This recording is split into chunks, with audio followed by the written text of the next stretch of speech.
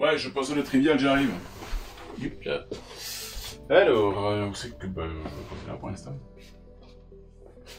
Tiens, hop là. Salut à tous. Ah, si vous êtes là, c'est que la vidéo précédente vous a plu. Donc, on peut attaquer la seconde. Comment vous dire?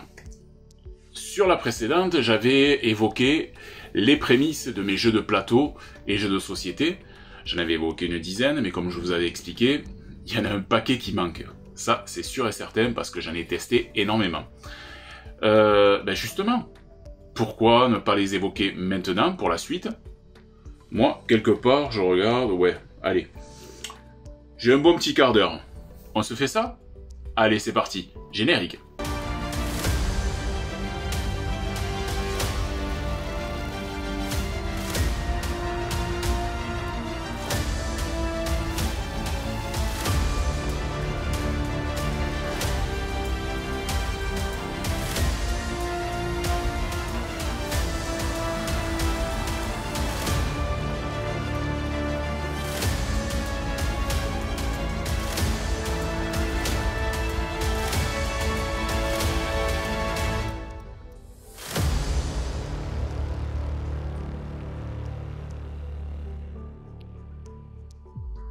Bien, lors de la précédente vidéo, j'avais évoqué les jeux à jetons, les jeux de vie, mais aussi les jeux d'enquête.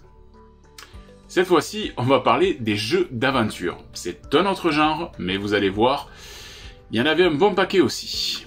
Le premier jeu d'aventure qui remonte dans ma mémoire, c'est le Canon Noir. Si à cette époque-là, je ne connaissais pas encore Luffy et son équipage du chapeau de paille, le jeu Canon Noir fut pour moi mes premiers pas dans l'aventure des pirates. Le but de ce jeu était on ne peut plus simple. Il fallait chercher et trouver des trésors qui se situaient sur ces îles, là et là, au centre du plateau de jeu. Mais il fallait également empêcher les autres pirates de joueurs de faire la même chose. Les premières parties furent assez compliquées pour comprendre la stratégie à adopter.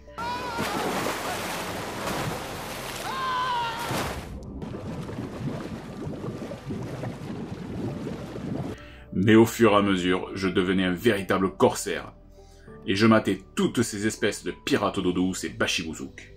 Là, c'est l'heure de la pub pour vous chatouiller un petit peu la mémoire. Allez, c'est la première page de pub. Un bateau à l'horizon, capitaine! Dépêchez-vous, moussaillons! Tous au canon noir! Prêt? Feu! Bien joué! Chargez le trésor et en route vers le port! Canon noir, le jeu par cœur pour les jeunes pirates. Ah, des îles. J'en ai visité au cours de mes aventures. J'en ai visité un bon paquet. Mais celle dont je vais vous parler maintenant, au vu des dangers qu'elle représentait, je peux vous assurer, j'ai extrêmement galéré. On l'appelait l'île infernale. Je me souviens que l'on m'avait donné des indications sur cette île. Elle recelait le cœur de Vulcar, une pierre précieuse énorme. Mais avant de pouvoir m'en emparer, je devais gravir l'intégralité du plateau de jeu, prendre des photos, mais également trouver certains trésors. Et bien sûr, avant que d'autres joueurs s'en emparent avant moi. Il fallait éviter les boules de feu de l'idole de Vulcar, et surtout, ne pas se faire avoir par les faux trésors. Allez, c'est la pause pub. Attention, vous posez les pieds. Vous arrivez sur l'île infernale. Où ça? Vous devez arracher le bijou des griffes du monstre. Ça y est, moi je t'arrêterai. Mais rien n'est gagné tant que vous n'avez pas quitté l'île. L'île infernale. Moi, je suis rentré dans la marine pour combattre sur les océans tous ceux qui voudraient bâillonner la liberté. Avec le jeu touché-coulé, je prenais part à une véritable bataille navale. Encore très loin de War Thunder, mais tout aussi prenant, j'élaborais des stratégies pour mettre à mal la flotte de mon adversaire. Je disposais de deux supports, qui étaient divisés en deux parties. Une où je mettais ma flotte personnelle à moi, et l'autre où je marquais toutes les attaques que je portais à mon adversaire. Moi personnellement, j'ai eu deux versions, la version classique et la version computer, avec les bruits électroniques. En attendant, moi, ça me fait d'énormes souvenirs. Par contre, je vous ai réservé une petite surprise. Cette fois-ci, vous n'aurez pas une pub, mais vous en aurez deux. Les deux qui m'ont marqué pour toucher, couler. C'est parti. Sur le banc, matériel pour combat. Toucher coulé électronique, c'est une bataille navale parlante. Ouais, je vais te battre. Sous-marin touché. Oh non! Sous-marin coulé. Ouais, je l'ai une! Toucher coulé, la bataille navale électronique est parlante. MB présente toucher coulé. H7. Manqué H8. Touché D4. Manqué H6. Il a coulé mon porte-avions.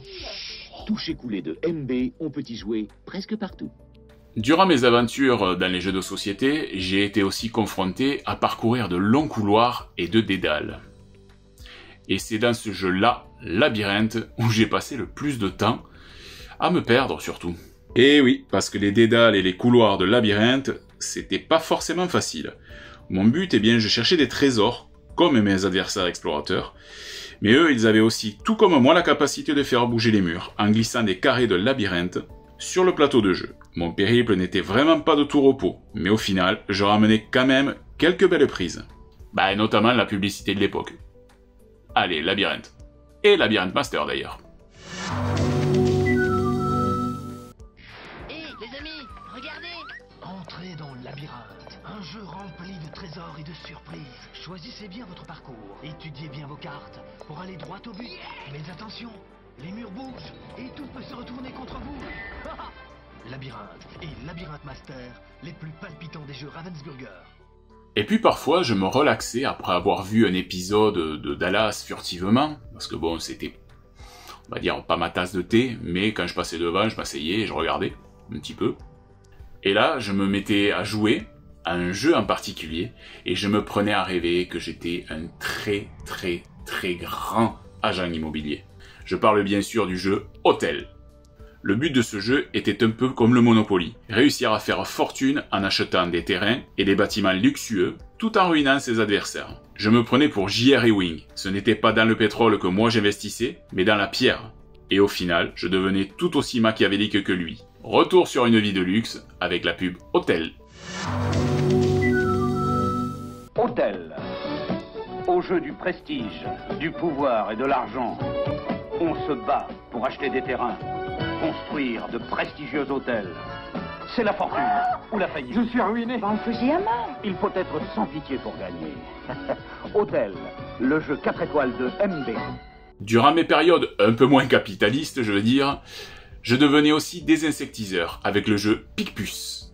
Alors là, on trouvait un homme allongé sur un lit envahi de puces de couleurs variées. Le but était simple, être le plus rapide à retirer les puces de la couleur correspondante à la pince que l'on possédait.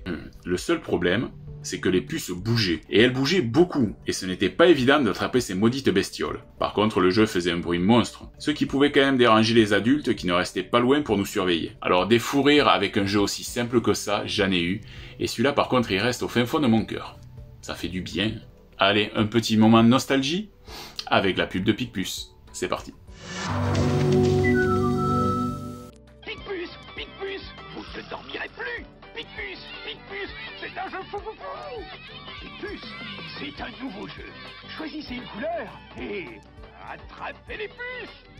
Picpus, Picpus, faut pas qu'elle s'échappe. Oh non, non, non, Picpus, Picpus, vous ne dormirez plus. Dans ma tendre jeunesse, j'ai aussi travaillé dans une réserve animalière. Là, j'avais comme mission de nourrir des hippopotames. Et oui, je parle bien du jeu Hippoglouton. On était 4 joueurs face à face, notre hippopotame devant nous, et nous devions faire manger le plus de boules possible à notre animal. Le gagnant était celui qui possédait le plus de boules à la fin de la partie, bien évidemment. Alors je vous cache pas que les parties, elles allaient très vite. Alors, il y avait beaucoup de fou rire, beaucoup de bruit et beaucoup de chamaillerie. Alors, il y a des fans qui se sont dit que ça serait génial un hippoglouton de taille humaine. Et ça a été créé, c'est un hippoglouton gonflable, on attache des élastiques à un baudrier, on enfile le baudrier et on essaye d'attraper le plus de boules qu'il y a au centre de la zone. Honnêtement, j'ai essayé, c'est un pur bonheur. Maintenant, retour sur une séquence intemporelle, la pub Hippoglouton. If you wanna win the game, you gotta take good aim and get the most marbles for your soul. Playing Hippoglouton. Hippoglouton. Celui qui mange le plus de billes a gagné. Hippoglouton en vente partout. Et puis les années ont passé. Et j'ai découvert que la stratégie était une bonne conseillère, parfois, sur certains jeux, notamment celui-là, le Mastermind. Face à un adversaire impassible qui avait mis au point une combinaison de 5 pions de couleur, je devais retrouver cette dernière en tenant compte des indices qu'il me laissait, avec les pions blancs et noirs. C'était dur, ça je le reconnais. Mais avec un peu de pratique et de persévérance, j'arrivais quand même parfois à trouver la bonne solution et la bonne combinaison. Retour sur la pub d'un jeu plus que pointu. Mastermind. Tout tient dans votre code secret que votre adversaire doit chercher. Combien d'erreurs fera-t-il? Aura-t-il la concentration, la logique? Parmi les milliers de combinaisons qui existent, une seule est bonne. Bonne? Ça dépend sur qui tu tombes. Mastermind. Perceras-tu le code?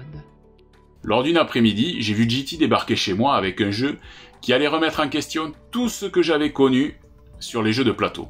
Avec le jeu HeroQuest, je donnais une véritable dimension aux jeux d'aventure que je dévorais, les livres dont vous êtes le héros. Dans cette aventure, un joueur devenait Morcar, le sorcier maléfique, et il commandait son armée de monstres. Les autres joueurs devaient se dresser contre lui en incarnant soit un nain, soit un barbare, un elfe ou un enchanteur. Avec un plateau de jeu modulable par Morcar, entre les quêtes et les combats à coups de dés multifaces, avec les fiches de personnages et d'équipements, je découvrais pour la première fois la douce saveur de Donjons et Dragons et autres jeux de rôle que j'allais très vite apprivoiser. Il y a eu des extensions au jeu de base HeroQuest, mais pour ma part, je suis resté fidèle à l'original. Et je dois dire que les parties qui me remontent dans mes souvenirs me manquent parfois. Alors pour aller plus loin dans la mémoire, autant la mienne et peut-être la vôtre, je vous envoie la pub HeroQuest. HeroQuest. Déchaîne les forces du mal. Utilise la magie et trouve la clé qui ouvre la porte au maléfice. Mais surtout, ne crois pas que tu as gagné, car l'aventure ne finit jamais. HeroQuest, tu ne seras plus jamais le même. Ma carrière d'aventurier sur les jeux de plateau va arriver à son terme avec cette vidéo-là.